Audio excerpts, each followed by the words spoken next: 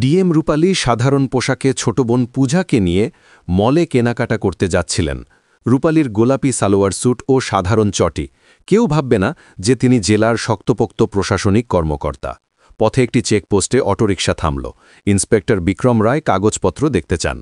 অটোচালক বিনয়ী কণ্ঠে জানালেন, কাগজপত্র আছে, ভুল করে বাড়িতে রেখে এসেছি, কাল সকালেই দেখিয়ে দেব। বিক্রম রায় কড়াভাবে বললেন, চালান কাটতেই হবে, না হলে 2000 টাকা দিতে হবে। চালক দিনিতভাবে বোঝালেন, তার কাছে এখন একটাও টাকা নেই, দিনের শুরু, তিনি কোনো আয় করেননি। পুলিশ কর্মীর কণ্ঠে তাচ্ছিল্য, গতকাল আয় করেছিলে, সেই টাকা থেকেই দে, তিনি বলেন। চালক ব্যথিত ও লজ্জিত, তবু অনুরূপী করে যে তিনি আর কখনো ভুল করবেন না। আচমকায় বিক্রম রায় চট দিয়ে চালককে শাসান, তুই আমার সঙ্গে তর্ক করছিস, এবং বাজেয়াপ্ত করার হুমকি দেন। রূপালী নীরবে এই দৃশ্য দেখছিলেন।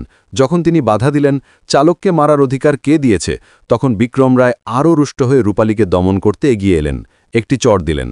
রূপালী হতবাক হলেও ধীরস্থির রইলেন। তিনি পরিচয় প্রকাশ না করে পরিস্থিতি নিজে দেখার সিদ্ধান্ত নিলেন। মল পৌঁছে রূপালী পূজার জন্য কাপড় কিনলেন। বাইরে শান্ত দেখালো, মনে মনে অগ্নুৎপাত খেয়েছিলেন। তিনি ঠিক করলেন, আইনের অপব্যবহার করে ক্ষমতা খাওয়ানো অফিসারদের শিক্ষা দিতে হবে। পরের দিন সাধারণ পোশাকে থানায় ঢুকলেন। সেখানে তিনি দেখলেন বিকাশ চৌধুরী আরামে মোবাইলে কথা বলছেন। বিকাশকে জানালেন তিনি রিপোর্ট নথিভুক্ত করতে চান। ইন্সপেক্টর মুখ ঢেকে বললেন, রিপোর্ট লেখার ফি 5000 টাকা। রূপালীর চোখে আচম্বিত ক্রোধ। তিনি বললেন, রিপোর্ট নথিভুক্ত করতে কোনো টাকা লাগে না। বিকাশ ও অন্যান্যরা তাকে তাচ্ছিল্য করে বিপদভিত্তিক ভাষায় তাড়াতে লাগল। রূপালী বুঝলেন, থানাটা সাঙুরের দুর্নীতিতে ডুবে আছে। ইন্সপেক্টর ও কনস্টেবলরা জনগণের প্রতি তাদের দায়িত্ব ভুলে ঘুষখোরে হয়ে পড়েছেন। রূপালী ঠান্ডা কণ্ঠে বললেন, আপনারা যদি জনগণের সঙ্গে এমন আচরণ করে থাকেন, আমি ব্যবস্থা নেব। বিকাশ আদেশ দিলেন কনস্টেবলদের রূপালীকে বাইরে নিয়ে গিয়ে শিক্ষা দিতে। দুজন কনস্টেবল এগিয়ে এলো। ঠিক তখনই থানার দরজা খুলে ঢুকল একটি আইপিএস অফিসার দল, যারা রূপালীর ফোনে এসে উপস্থিত হয়েছে। এই প্রারম্ভিকতা থেকেই বুঝতে পারা গেল কেউ বড় নজরে রেখেছে ইস্যুটিকে। আইপিএস অফিসারদের উপস্থিতি দেখে কক্ষের পরিবেশ বদলে গেল। বিকাশ কাঁদতে কাঁদতে ক্ষমা চাইলেন, অনুতপ্ত বললেন তার ভুল হয়েছে, আরেকটি সুযোগ দিন। কিন্তু রূপালী কড়া ও বিচারসঙ্গত থাকলেন। এই ধরনের চলন ক্ষমতার শাস্তি দরকার। তিনি বলেন, ভুল তখনই ভুল যখন তা একবার নয়, এটা অভ্যাস। আইপিএস আধিকারিকদের ইশারায় বিকাশকে তৎক্ষণাৎ হেফাজতে নেওয়া হলো।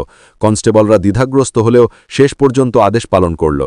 ঠিক সেই মুহূর্তে থানার মূল গেটে ঢুকে পড়ল ইন্সপেক্টর বিক্রম রায়। তার অস্থির চেহারা, পিছুটানে তার ভাষা।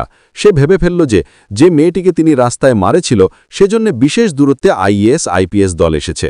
বিক্রম বলল, এই মেয়ে আমাকে মেরেছে, সে অভিযোগ করেছে।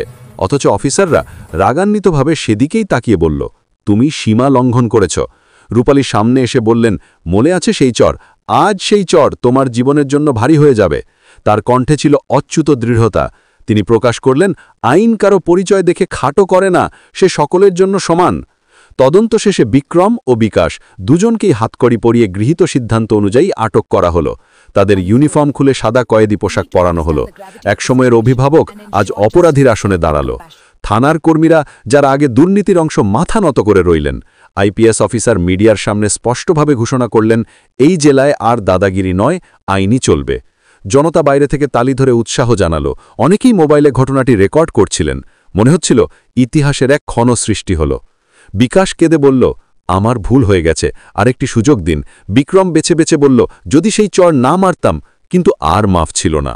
রূপালীর কঠোর সিদ্ধান্ত ও আইনের প্রতি অটল সমর্থনই কর্মীদের শাস্তির সিদ্ধান্ত নিশ্চিত করল।